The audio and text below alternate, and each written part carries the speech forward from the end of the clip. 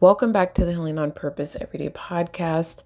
This is your Hope Coach, Destiny Sprague with SacredCareServices.com. And if you are new to the podcast, welcome.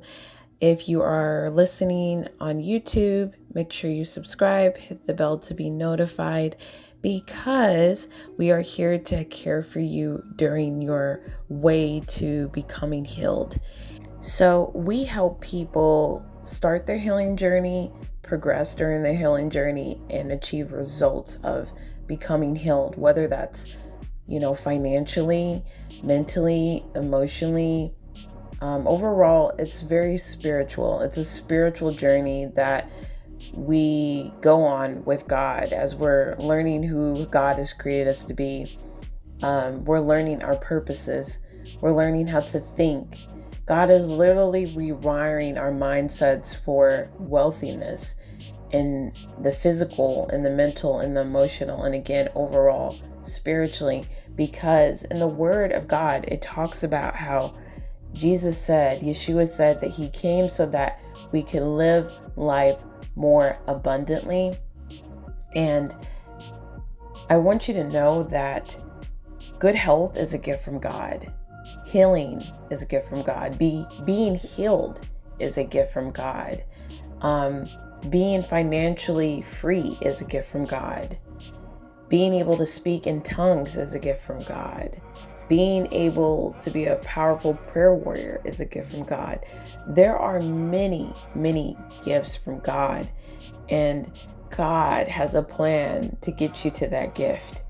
And so I believe that achieving the result of healed is something that God has for all of us. Now, it may look differently depending on your vision, your desire, and your determination to get there, because some people don't have the same determination as others. They're not as ready to be consistent on certain things and taking action on certain things than others.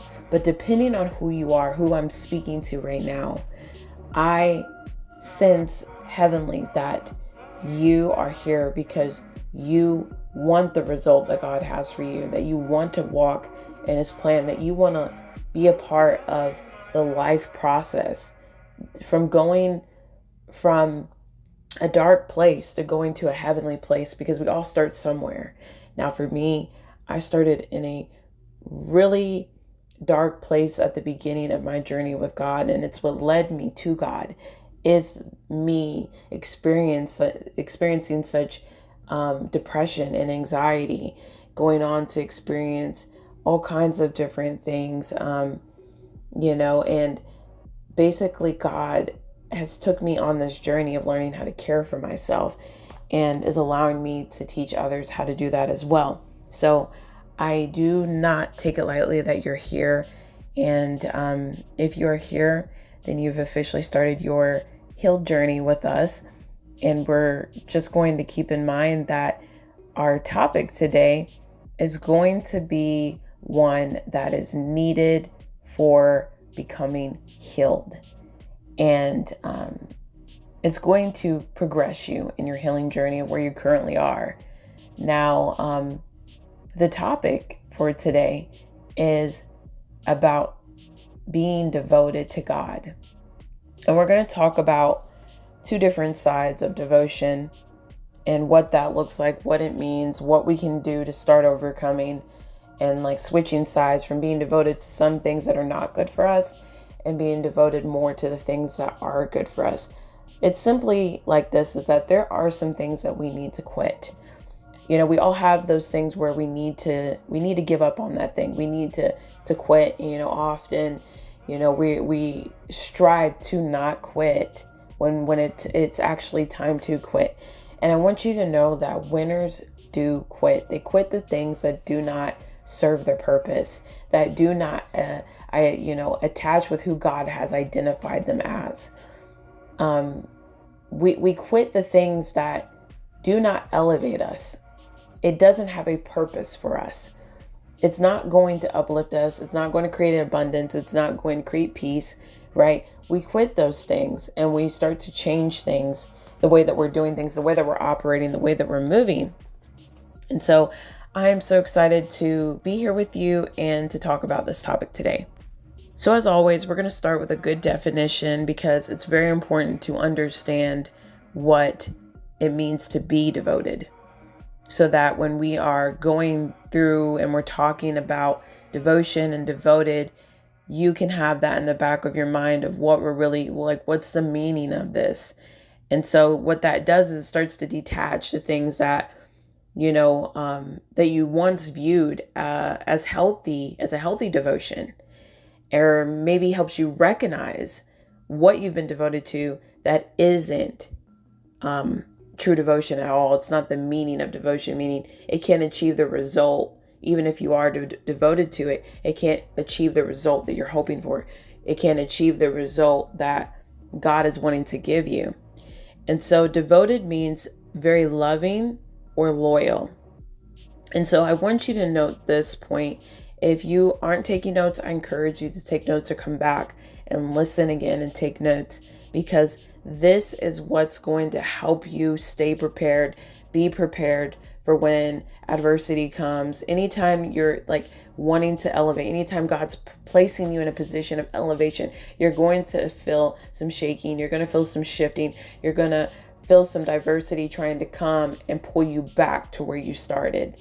And God uses people, places, and things to bring a message to you that's going to give you the energy, that's going to give you the motivation, that's going to give you the tools to embrace the elevation instead of resist it. So I want you to note here that devotion prioritizes life. So yes, devotion prioritizes life, meaning it's loyal to things that are life-giving. It's loving to things that are life-giving. And so when we are being devoted to God, we are devoted to setting priorities that bring forth life. And so, of course, we're always looking at the two sides of the perspectives, because really there is only two. There is truth and there is a lie. There's life and there's death. And it's always in between those two. There's nothing more than that. Nothing besides that matters. Otherwise, we're just trying. And, God wants more than a try. He wants effort. He wants us to do it, And when I think about becoming healed, it's not so much about trying. It's about doing. It's a lot. I cannot express this enough. It is so much about doing what you have said that you need to do. If you're meeting with a mentor, if you're meeting with a coach, you're meeting with a therapist, if you're meeting someone that's giving you some type of counsel and getting the result that you are hoping for, that's according to God's plan for your life, then those are things that you should be doing, not things that you're considering or things that you are just trying out as if you're having a little taste tester of it. But no, you don't want a taste of being healed. You want the result. You want the full course meal. You want to be able to hold this and chew on it, and you want to absorb it. And you can't achieve the nutrients that comes with having that full course meal if you are just tasting that thing. So, devotion also can prioritize death, meaning that, if we're looking and just give an example of trauma, when we experience a lot of traumatic events and we have a lot of traumatic obsessions and a lot of traumatic expressions. And if you don't know what these things are, I encourage you to go back into the Healing Podcast. Go check out our YouTube channel if you're listening to the podcast on Anchor or Spotify.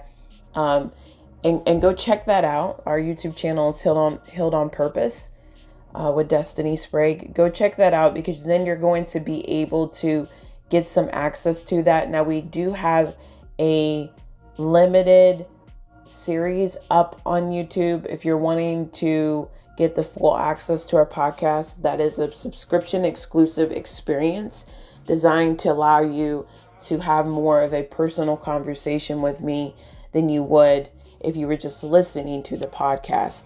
So you'll actually be able to submit your questions and you'll be able to make comments there, and you'll be able to get more support versus if you were just listening. So because we want to make sure that's a safe and sacred space, we have created that exclusive experience for you.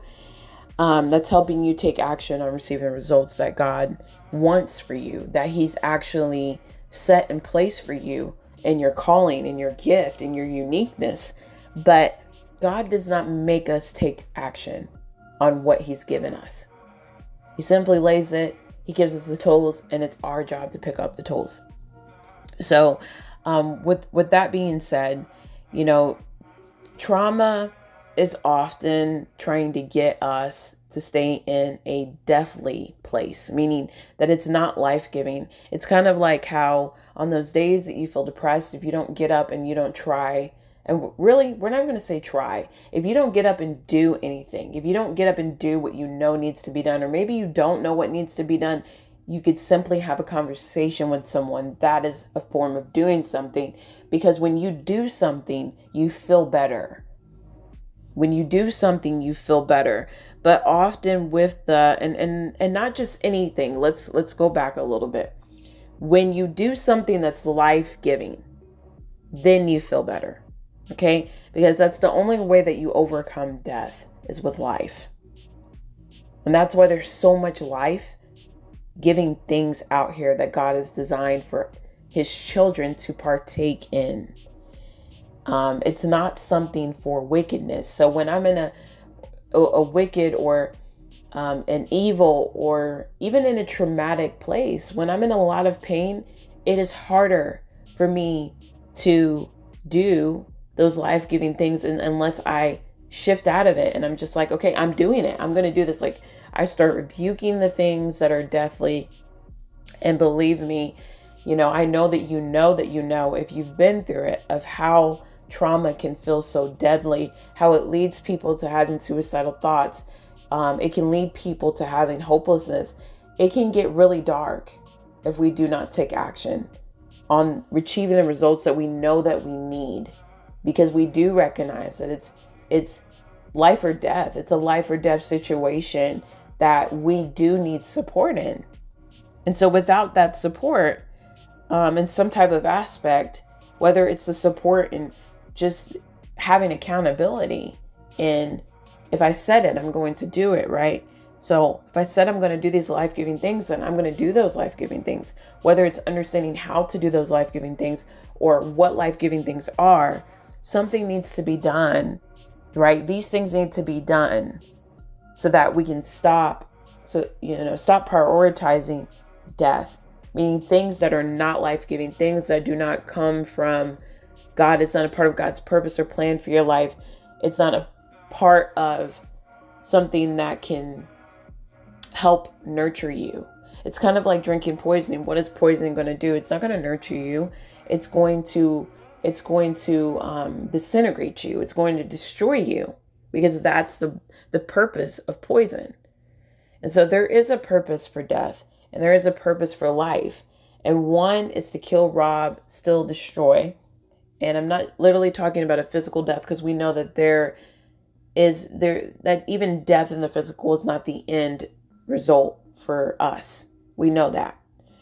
And so the devil does this is because he knows that there is a high calling over your life that you can't reach without life.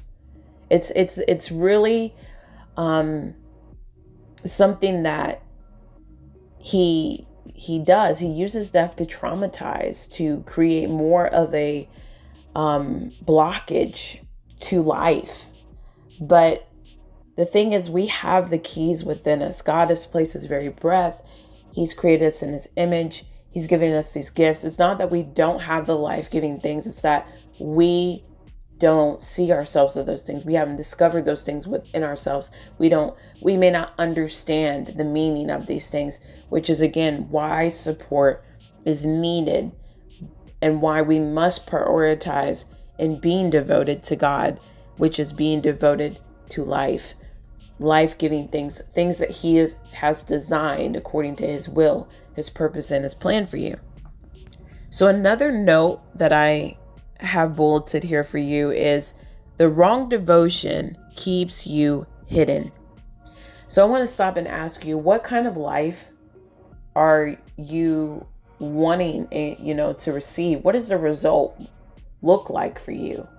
Does it look like being hidden and out of reach and undiscovered and, non-existent almost? Or does it look like something greater than that? Because when I look at what hidden means often when we think about this devotion, is that it is something that God doesn't have planned for you unless it's like you're not ready for something. And again, that is progress, but that isn't the result. The result is not for you to be hidden. Okay?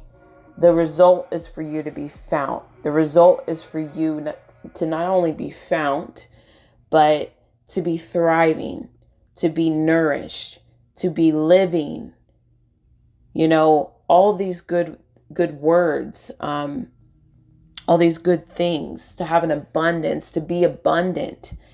That's the result. So sometimes we do need to have the result in mind, because when we have the result in mind, then we also have the priorities in mind to get to the result. And again, devotion leads to healed.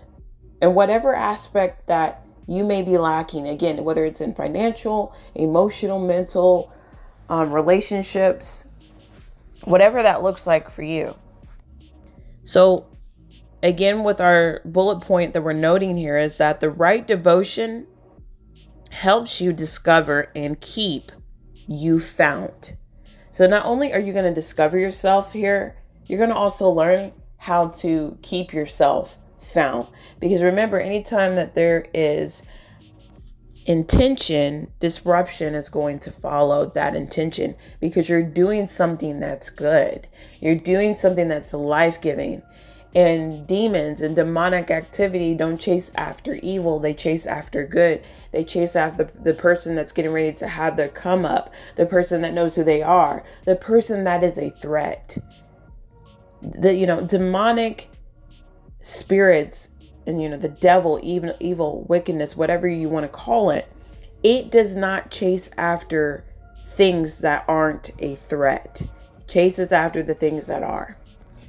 So the liability that we're talking about that doesn't want you to be devoted to God, that liability is pain. The ability to be devoted to God is faith. So have faith in your abilities, the abilities that God has given you. If you don't know what those abilities are, then you need to be looking within you. You need to be looking to God. You need to be looking for counsel, because often it is harder to find something by yourself when you're in so much pain and you're under this liability to yourself because of self-sabotaging and because of what people have told you and what you've believed and what people have poured into you that was deathly. Sometimes it's harder to find those golden nuggets, but it doesn't mean that the gold isn't within you. It just means that I have to do a bit of digging. I have to do a bit of searching, because remember that, diamonds they're found a certain way. They're found and discovered a certain way. And you have to look for them. You have to search for them. You have to dig. You have to do this cleansing, right? You have to wash that diamond off to see it for what it really is. And in this process that you're going through, you discover what needs to be found. Okay? And so God will take you from hidden to found when you're devoted to the right thing. So as we stated earlier, devotion means very loving or loyal. And so my question here today, the reflecting question, that we don't want to come approaching you with a condemning type of question, but this is a convicting question. This is a loving question. This is, let me take an inner look at myself so that I can care for those areas, right? Because that is a part of the process, is learning how to care for yourself the way that God cares for you. Because remember that He can't force you to set those priorities and to pick up the tools to achieve the results.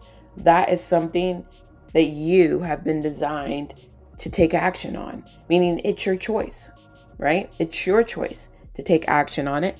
So the reflecting question is, what have you been loyal to? And the statement is, what you're loyal to is what you love. As a matter of fact, that's not even a statement. That is just the truth. It's factual. It's not opinionated because it's coming from the word. It talks about where your treasure is, there your love will be, or vice versa. But basically, whatever you love, it's your treasure, and whatever your treasure is, it's what you love. It's where your heart lies. And so, again, what you're loyal to is what you'll love. And God took me through this journey of learning how to care for myself, where there was a season where God was showing me that I was devoted to my pain, meaning I was loyal to people, places, and things that I wasn't supposed to be connected to. And I started to build things that I felt like God wanted me to do off of the same principles. And God was showing me, no, that's not how you do it. That's not how you care for this. You've got the right vision, but you've got the wrong plan on how to do it, how to build the vision. See, God can give you a vision, but with a vision comes a plan. And sometimes that's what kind of gets sticky and messy and confusing, because we're trying to discern, and really we're not trying, because either way we're doing something. Again, is that we're doing these things that are either discerning or not discerning God from the lie, and the lie from God, right? We're trying to do that truthful thing that God wants us to do. And so this is what ends up happening, is that if we're not caring for ourselves the way that God has called us to, we'll build this plan that's out of pain and not out of purpose. And it'll rob you of energy and strength and creativity. And maybe you have creativity for a while, but it won't last. And you'll start to see things like, maybe I'm doing this to please people. Maybe I'm not doing this to serve people, to glorify God through this service, or to do this or to do that. Maybe I'm doing this so that I feel like I have a purpose. Maybe I'm not doing this because I believe that God has given me purpose, that I believe what God has said. So you can see the difference in that. And it's a long stretch, meaning there's a lot of different reasons why this happens, which is something that needs to be interlooked at. Search your heart so that you can know what's there. I mean, God already knows, right? He already knows the truth about us. And so one of the biggest things that I'm always telling people is that you have to accept the truth about you in this season, the things that you should be doing, the things that you shouldn't be doing, and looking at that spectrum of you, of what do I need to change? What do I need to quit in order to walk in this winner status, of this healed status, of this multiplier status, of this abundance status, as this queen or king status? Because I can say that I'm a king and a queen all day long, but if I am not thinking like a queen, if I'm not believing that I'm the queen, if I'm not having the things that a queen has, then, you know, I'm not really identifying with that queen status. So we want to just take an inner look at that today and expose those things. So what we are loyal to is what we love. And this is a care exposure. So what you love is what you will live for. So let's go back. It's a care exposure, because you're going to care for whatever it is that you love. That's just what we do, whether if we care for it poorly or we care with everything that we got. Either way, we're going to care, because that's what we do as human beings. We care for the things that we love. And if we don't, we neglect it, we abandon it. And so you're really able to see whether or not you love you. Because if you love you, you won't neglect you. You won't neglect the good things for you. And you'll take the time to take care of yourself and getting the support that you need and finding the truth that you need, setting those priorities and being loyal to the right thing, being devoted to the right thing. So what you love is what you will set as a priority as well. See, nobody loves trauma or pain. However, there is still something attached to that result or hope that we may have that thing that was caused through trauma. For example, if I felt like I was never loved, I may chase after love from a traumatic place. And what happens is when I chase after love from a traumatic place, I start to care for things that are deathly. I start to care for those things that are deathly. I start to become devoted to those deathly things. I start to love. You can't help but start to love these things once you start to pour so much out of yourself. And when you are not giving them up, even after you know that they're deathly, then you know there's still a part of you that is allowing you to seek and try to seek and discover love through your pain instead of love through your purpose. Because love is a part of your purpose. It's already within you. It's already been given. Whether it didn't come from your mother or your father, your husband or your wife, or your grandfather, your grandmother, your uncle or your aunt. Whether those things came the way from the people that are around you, it still does exist. And it's already devoted to you. But this is what will happen when we go through trauma and pain. We often don't realize that what's keeping us in surviving is because we're being devoted to the wrong thing. And so we become attached. It's like a love attachment. It's a love soul tie, basically. And it's really not love according to God's definition, but it's love according to our definition. That's how we may receive love, how our love language is. Often, this is how we'll go after love, is according to the way that we receive love. And we'll do whatever it needs to be done, even if it's destroying ourselves to receive it. Because, again, we become devoted to the deathly thing, and we don't realize always that it's deathly. And sometimes when we do realize that it's deathly, we don't know how to get out of that pattern. We don't know how to get unstuck. But again, in order to get stuck, you have to switch your devotion.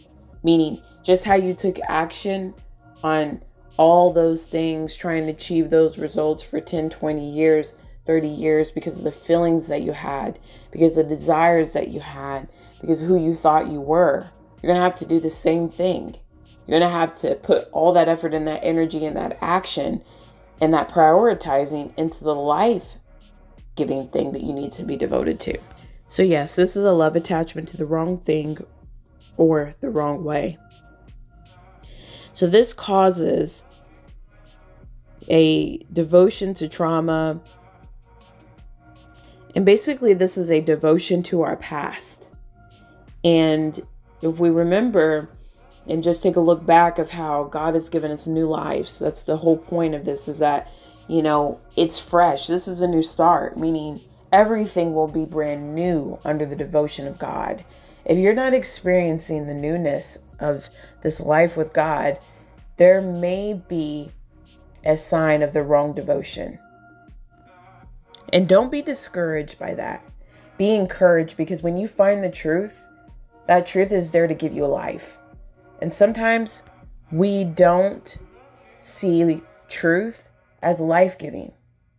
We feel it and we feel like it's deadly because we've never received it before. But really, it's something that's life-giving that we need to embrace with intention. So the next thing, instead of being, the only devotion doesn't come with the past, But there's another devotion that comes to purpose, and this is the future. So devotion to purpose is not a bad thing, but it does not come first. Being devoted to purpose is being devoted to what you are here to do. This can be connected to responsibilities, our gifts, our roles. God has given you, and anything that God has given you. And this can be an example of ministry. Maybe you're a ministry leader, maybe you're a counselor, maybe you're a teacher, maybe you're a mom or dad or wife or husband. These are things that are important and should be prioritized, but these things do not come first. Notice how there is a lot of pouring that comes out of purpose. Anytime that you're pouring, it means that it's not the main source. Okay? The thing that is coming out of you is not the main source. It's the thing that's coming into you. That's the main source. Meaning that's the thing that's going to give you energy to pour out. So this is not first because of that. And this took me a long time, longer than I wish. I wish that I would have had somebody tell me this a long time ago. But, again, it came right on time. But no one had ever told me that purpose is not the first thing that we should be seeking. It's important, but it's not the first thing that we even prioritize, because it's not enough. These things are not enough. These things are gifts. These are things that are important and are, worthy, and that are, things that we love, but it's not where the source of love comes from. It's not the thing that you bow down to. Okay? This is not our master. And so it's also important to know that these are not the things that have made us. Okay? These things are important, but they are not what makes you worthy. They're not, and it maybe you feel like some of these things are, but I encourage you to think this way, that it's not the only thing that makes you worthy. But really, it's this. It's not the thing that makes you worthy. The thing that makes you worthy is that you're created in God's image, that you've been created with God's hands, that God has designed you. He's placed His breath within you. He's placed systems within you to be able to function in purpose. Okay? But before He did any of that, He gave you a relationship with Him, a intimacy with Him, okay? An abundance with Him that must be embraced as the first priority. Otherwise, everything else it ends up getting neglected, because you can't not be your best self without the main source. There's nothing to pour without that main source. So fulfillment never comes, and the results that you're hoping for never come, because you don't have the energy for it anyways. The next thing that we can be devoted to, that we've been basically talking about this whole time off and on, is being devoted to God. So this means to be loyal to your God, who you have found your true identity in and through. See, we don't find our identities without Him and through Him. And it's a process, meaning it doesn't happen overnight. So if we're not consistent, if we're not prioritizing this relationship, if we are not being devoted and loyal and loving, what happens is, again, everything else gets neglected and abandoned all over again. And this becomes painful instead of hopeful and embraceful and peaceful and joyful. It becomes the opposite, because you start to relive what you've been through already, which is the past. And so then you start to try to be devoted to God the way that you were devoted to your pain, and devoted to your trauma, and devoted to the people that hurt you. And God is not asking for this same devotion, because you don't have to do something to please Him in order to be enough. See, some of those things are very, very manipulative. And a lot of trauma comes through manipulation. And so we learn to survive in that manipulation. We learn how to adapt. But that's not what God has called us to do. It's a unique devotion. Okay? So this is the most important relationship, the most important priority in your life. This comes first. There is no knowing you without knowing God. There is no knowing your purpose or fulfilling your purpose without God. There is no overcoming without God. There is no achieving results that are heavenly without God. And so this is, again, the first priority. So notice how this is the liquid gold substance that fills you up. This is the substance. This is the life that's given to you that you pour out to others.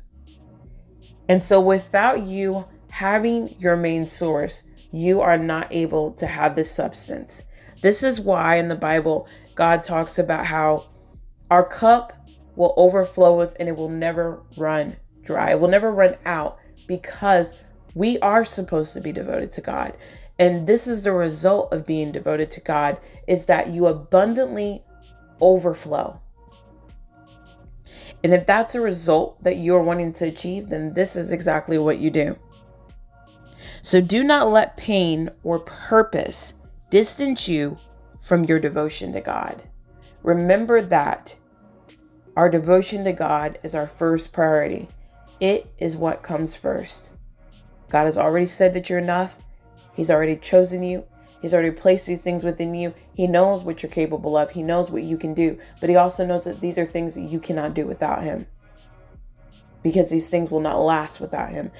Only life lasts with God. A life without God is not a life that will last forever. So let's build lives that are going to last even after we're gone, and waiting for Jesus, Yeshua, to come back and blow those trumpets so that we can have an eternal life in heaven, right? Let's live these lives and be able to feel that joy and that fulfillment and that abundance that Jesus was talking about. Let's live these lives so that we can live a legacy for our children and break generational curses and be able to do things from a whole nother level, from a richly place, not a poorly place. Okay? So I'm cheering for you. I'm praying for you. And I hope that this has blessed you. Share this podcast with someone if it has blessed you and encouraged you. Share the love. Remember to subscribe and hit the bell to be notified so that you don't miss out. And remember to keep placing your hope in God, and have a blessed day.